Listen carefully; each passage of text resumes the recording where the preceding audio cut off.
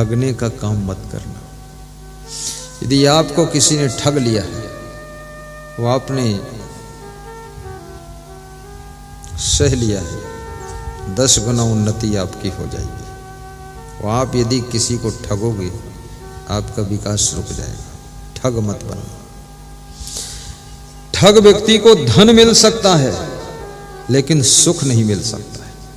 और ईमानदार व्यक्ति को धन भी मिलता है, सुख भी मिलता है, शांति भी मिलती है, सम्मान भी मिलता है, यश भी मिलता है, कीर्ति भी मिलती है, और प्रसन्नता भी मिलती है, आनंद भी मिलता है। इसलिए ईमानदारी से काम करना।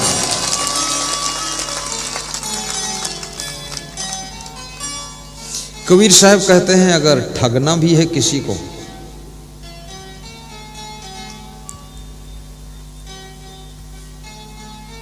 तो यमराज को ठगो, क्योंकि यमराज जब आता है तो तुम्हारा धन, तुम्हारा वैभव, तुम्हारा मकान, तुम्हारी दुकान, तुम्हारी गाड़ी, लाड़ी, बाड़ी, साड़ी, सब तुमसे दूर कर देता है, तुमको अकेला कर देता है, मार लेता है। तो ठगना ही है तो यमराज को ठगो कि मृत्यु हो लेकिन फिर भी तुम दुनिया में अमर रहो। ऐसी जिंदगी जियो तो समझ लो तुमने यमराज को भी ठग लिया है। आप ठगे सुख उपजे और ठगे दुख होए।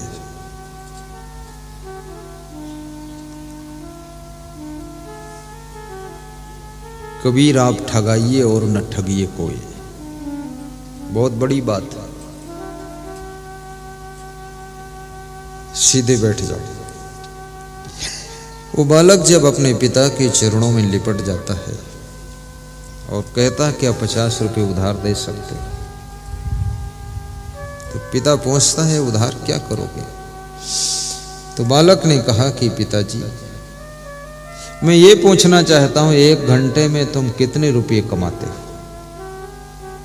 तो बालक जब ये पूछता है तो पिता ने कहा मैं 1 घंटे में 100 रुपये कमाता हूं। सबकी अलग अलग कमाई है। कुछ लोग तो दिन भर में भी 100 रुपये कमाते हैं, कुछ लोग 1 घंटे में 100 कमाते हैं, और कुछ लोग तो हर घंटे में 100 रुपये कमाते उमाते कुछ नहीं।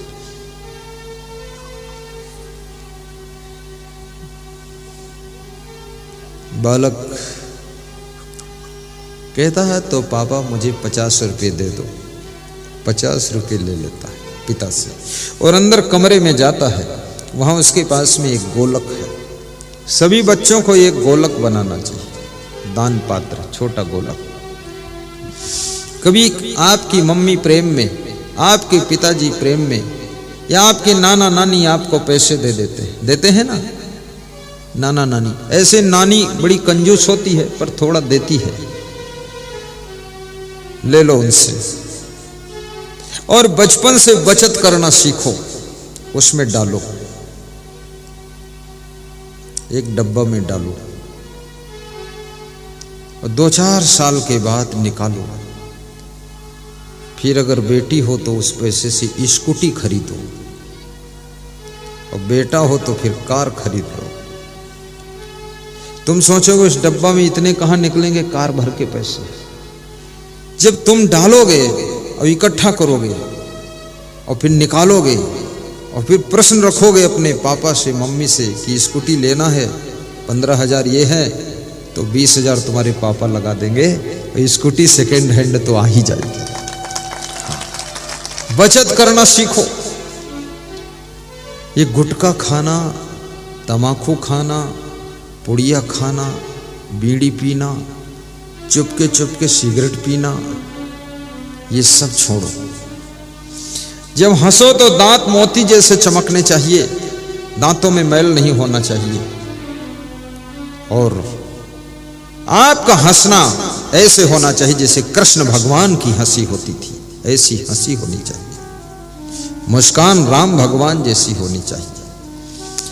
वो बालक अंदर जाता है, अपना गोलक, अपना वो छोटा डब्बा खोल करके पैसे निकाल कर लाता है।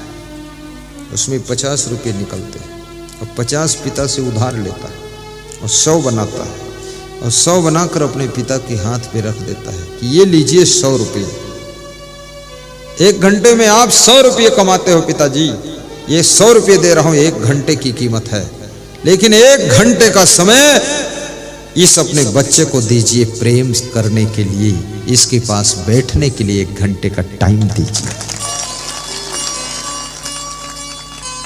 अपने बच्चों के पास में भी टाइम निकाल कर थोड़ा बैठना, अन्यथा बच्चे पहचान नहीं पाएंगे तुम पापा हो कि पापी हो। इतना ज्यादा बिजी ना हो जाना। बूढ़े माँ बाप के पास में भी थोड़ा बैठना, उनकी चिंता कम हो जाएगी। बूढ़े सास ससुर के पास में थोड़ा बैठकर उनको नाश्ता खिलाना। अभी मैं आश्रम जाता हूँ, तुम्हारे आश्रम में मेरे गुरुदेव भी बहुत बुजुर्ग हो गए, 100 साल के, और मेरे छोटे गुरुदेव जो गुरुमन देव जी हैं वो 95 साल के। तो उनके पास बैठता हूँ आधा घंटा 1 घंटा और उनको नाश्ता खिलवाता हूँ, और फिर उसमें से मैं मांग लेता हूँ मुझे लाओ थोड़ा खा लो, वो दे देते हैं। उनके साथ बैठो, मीठी मीठी बातें करो, उनको खुश करो। अब उन्हें कुछ नहीं चाहिए, अब केवल तुम्हारे प्रेम की भूख है। बस प्रेम दे दोगे तो उनकी जिंदगी खुशियों से भर जाएगी, खुशियों से भर जाएगी। कभी भी अपने माँ बाप को वृद्धाश्रम में मत छोड़िए, बच्चों को अनाथ आश्रम में मत छोड़िए। वृद्धाश्रम में आप जाकर के देखिए, धनपतियों के माँ बाप ही वहां वृद्धाश्रम में पड़े, गरीबों के कोई माँ बाप वहां नहीं, मीडियम वर्ग के माँ बाप नहीं, सब धनवानों के माँ बाप वृद्धाश्रम में पड़े। मुझे हंसी आती है, धन तो बहुत है, प्रेम बिल्कुल नहीं। आधी रोटी खाते हैं माँ बाप बुढ़ापे में, तुम्हारे प्रेम में ही प्रसन्न रहते हैं। उनको वहां मत डालो, अच्छे कमरे में अपने घर में रखो।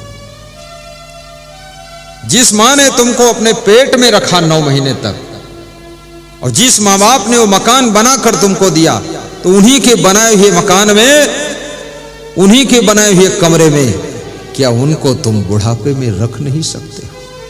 उनको रखो और उनकी सेवा करो, और उनका मन प्रसन्न होगा तो आशीर्वाद आपको मिलेगा। वो मुंह से बोले न बोले, मन खुश है तो आशीर्वाद मिलेगा।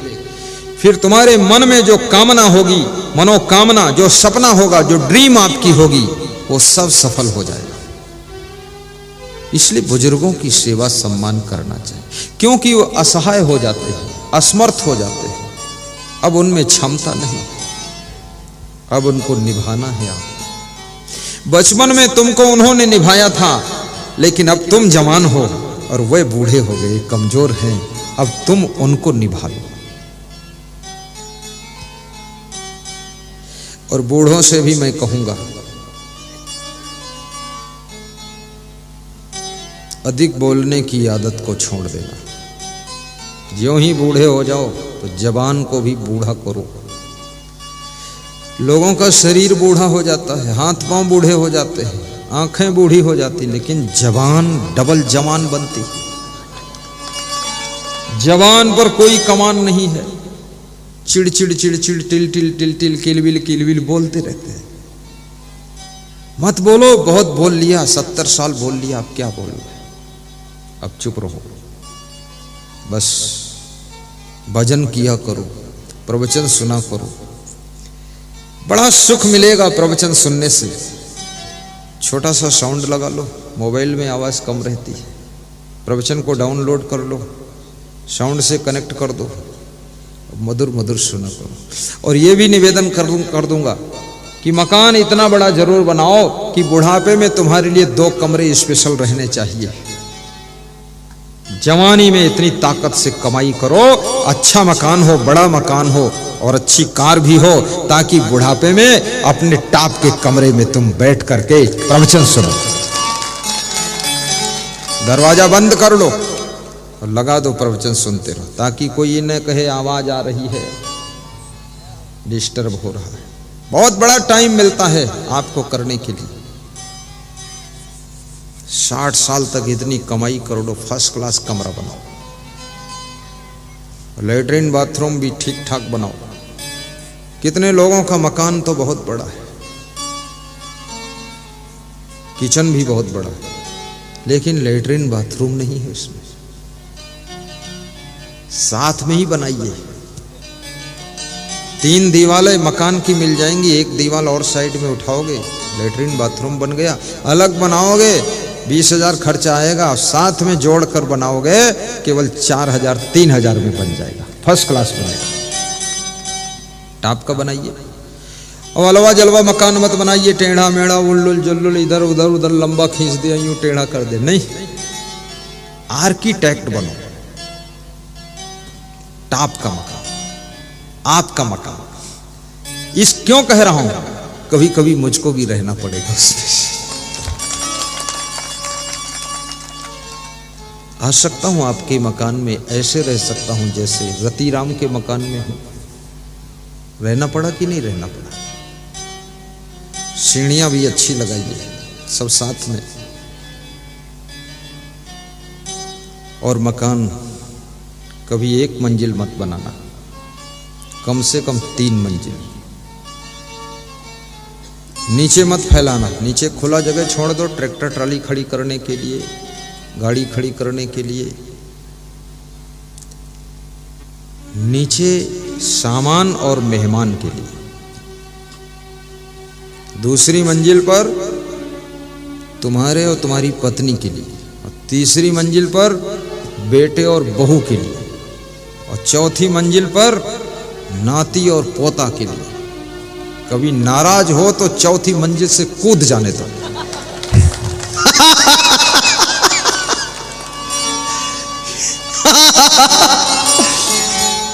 ऊंचा बनाओ, ऊपर कोई रोक टोक नहीं, हवा बढ़िया मस्त आती है।